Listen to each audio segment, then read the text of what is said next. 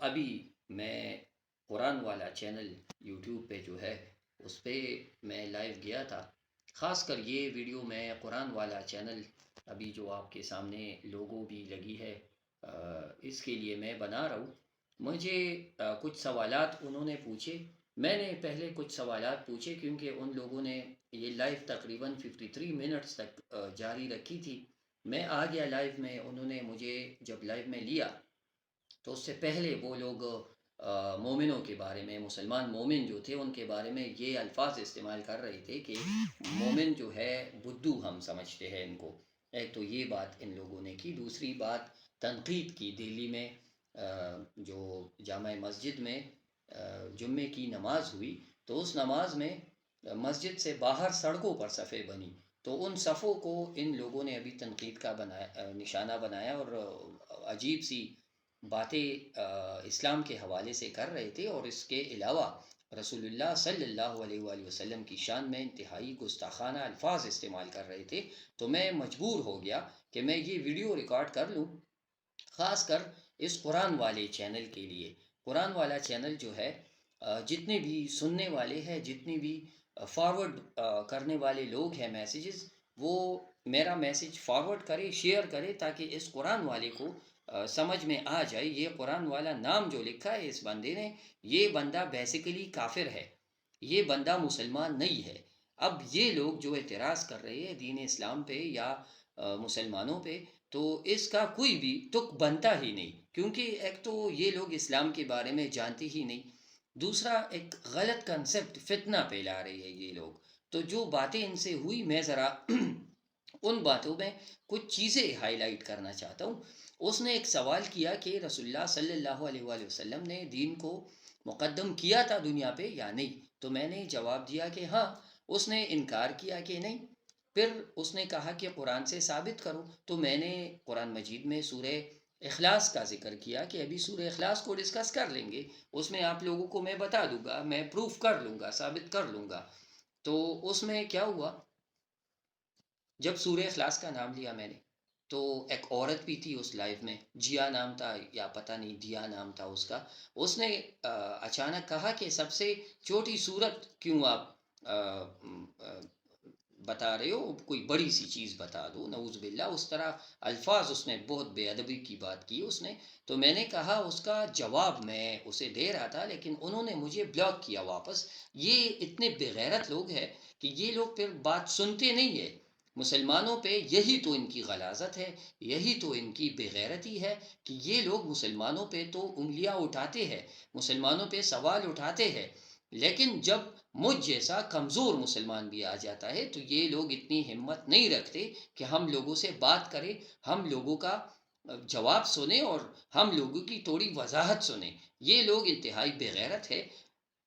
پھر بھی میں اس ویڈیو میں یہ پیغام دینا چاہ رہا ہوں کہ جب سورہ اخلاص کی بات میں نے کی تو سورہ اخلاص جو ہے وہ پورے قرآن مجید کا خلاصہ ہے.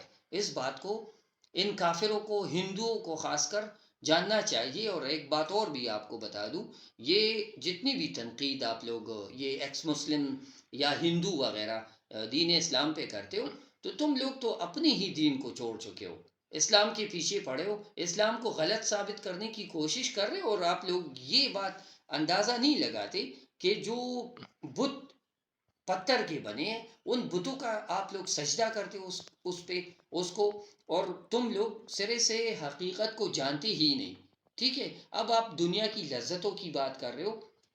قرآن والے جو نام لکھا ہے اس نے قرآن والا، اور یہ بندہ ہے کافر. ان لوگوں کو جان لو میرے بھائیوں.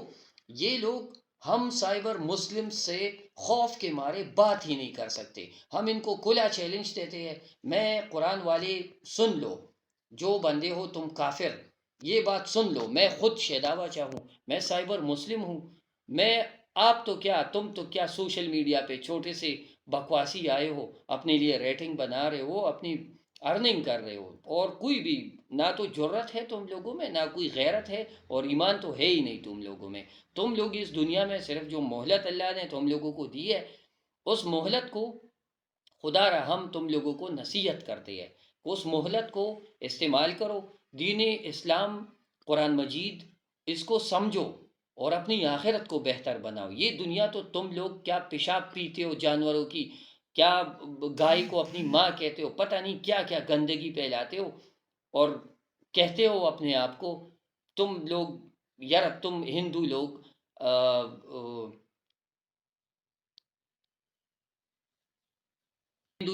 تزکیہ نفس کی بات کرتے ہو. ارے ابھی پہلے اپنے بدن کو تو پاک کرو. تم لوگ تو اتنے غلیظ، اتنے ناپاک لوگ ہو. ایک تو پیشاب پیتے ہو، دوسرا وہ پرشاد جو بناتے ہو گوبر سے. تو تم لوگ کیا تزکیہ نفس، تم لوگ کیا جانو. تزکیہ نفس کی اگر ہم بات کرتے ہیں مسلمان، تو ہم الحمدللہ وضو ہم دن میں 5 بار کرتے ہیں. کس لیے؟ اللہ کے سامنے کھڑے ہونے کے لیے ہم باوضو رہتے ہیں. ٹھیک ہے. تم لوگ تو انتہائی گھٹیا لوگ ہو، اور اٹھتے ہو پھر مسلمانوں پہ تنقیدیں کرتے ہو. کیا تم لوگوں کو پتہ نہیں ہے مسلمانوں کا غلبہ آئے گا تم لوگوں پہ؟ مسلمانوں کا ایسا غلبہ تم لوگوں پہ آئے گا اور آنے والا ہے، اور تقریباً قریب ہے وہ انشاءاللہ. کیونکہ تم لوگ حدود پار کر رہے ہو. تم لوگ مسلمانوں کی احساسات سے کھیل رہے ہو. تم لوگ مسلمانوں کے رسول کو نہیں چھوڑ رہے. تم گستاخیاں کرتے ہو، تم بے حرمتیاں کرتے ہو، فتنہ پھیلاتے ہو، گستاخیاں کرتے ہو، توہین کرتے ہو. کس طرح تم لوگوں کو مسلمان چھوڑیں گے؟ یہ آپ مجھے بتا سکتے ہو؟ آپ کی اتنی جرت ہو آپ میں، اے ہندو بات سنو. تم مجھے جان لو، شہدا باچا کو جان لو. تم لوگوں کے جتنے بھی پنڈت ہے لے آؤ سامنے، مجھ سے بات کراؤ. میں سادہ مسلمان ہوں، سادہ کلمہ گو انسان ہوں. مجھے پتہ ہے تم لوگوں کا دین ہے ہی غلط. تم لوگوں کا دین تو ہے ہی نہیں. تم لوگ تو پتھر کے پجاری ہو. میں تم لوگوں کو توڑی تاریخ دکھاتا ہوں، توڑی تاریخ تم لوگوں کو دہرانا چاہتا ہوں. یاد کرو جب ہمارے پیغمبر ابراہیم علیہ السلام نے بتوں کو توڑا تھا، تو کیا کوئی ایک بت نکلا بتوں کو بچانے کے لیے؟ نہیں. پتھر کی بت تھے اور ٹوٹ گئے. رسول اللہ صلی اللہ علیہ وآلہ وسلم، جب تم شیوا کے پجاریوں، اے شیوا کے گمراہ پجاریوں، پتھر کے پوجنے والوں، مجھے یہ بات بتاؤ، جب بغیر جنگ کے ہمیں فتح نصیب ہوئی، ہمارے رسول اللہ صلی اللہ علیہ وآلہ وسلم فتح مکہ ہوئی، کس بات پہ ہوئی؟ اسی بات پہ ہوئی کہ ہمارا مسلمانوں کا ایمان تھا، کافروں کا ایمان نہیں تھا. تو بھاگ گئے کچھ سرنڈر ہو گئے.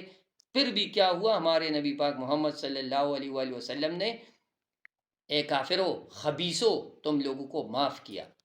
پھر بھی آپ لوگ لگے ہو رسول اللہ صلی اللہ علیہ وآلہ وسلم کی شان میں گستاخیاں کرتے ہو. بات میں یہ کر رہا تھا کہ رسول اللہ صلی اللہ علیہ وآلہ وسلم جو رحمت للعالمین ہے، اس نے بھی بت توڑے. جو خانہ کعبہ میں پڑے تھے وہ بت گرا دیے، توڑ دیے. کیا بگاڑا تم لوگوں نے اس وقت؟ کچھ بھی نہیں. اس کے بعد پھر ہمارا البتگین سبکتگین کا پوتا بیٹا محمود غزنوی جب غزنی سے آیا تو تم لوگوں کا سومنات توڑ نہیں دیا، جو ہوا میں اس طرح لٹکا ہوا تھا. اور جو جادو اور جو دکھاوی کی چیزیں آپ بات کر رہے ہو مسلمانوں کے حوالے سے، تو کیا وہ بت ہم محمود غزنوی نے گرایا نہیں تھا؟ تم لوگ سدھرتے نہیں ہو. تم لوگوں میں عقل ہی نہیں آتی. تم لوگوں میں سرے سے انسانیت ہی نہیں ہے. تم لوگ لگے ہو تو اپنی گمراہی کے بل بوتے لگے ہو. اور یاد رکھو یہی گمراہی تم لوگوں کو جہنم کے گڑھوں میں پھینکے گا. تم تو ماننے والے نہیں ہو، لیکن یاد رکھو میں تمہیں دھمکی میں نہیں دے رہا. یہ دھمکی تم لوگوں کو اللہ تعالیٰ نے دی ہے. اللہ تعالیٰ نے ہی فرمایا ہے کہ کافروں کا انجام ہے ہی برا. تم لوگ سرکش کیوں بن جاتے ہو؟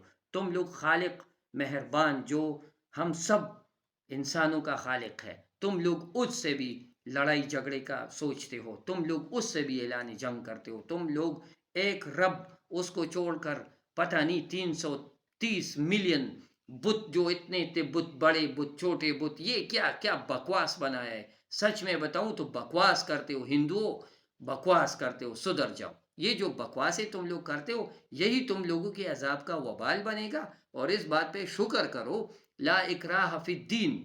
اگر دین میں زبردستی ہوتی تو واللہ آج تم لوگوں پر 1000 سے بھی زیادہ عرصہ گزر چکا ہوتا.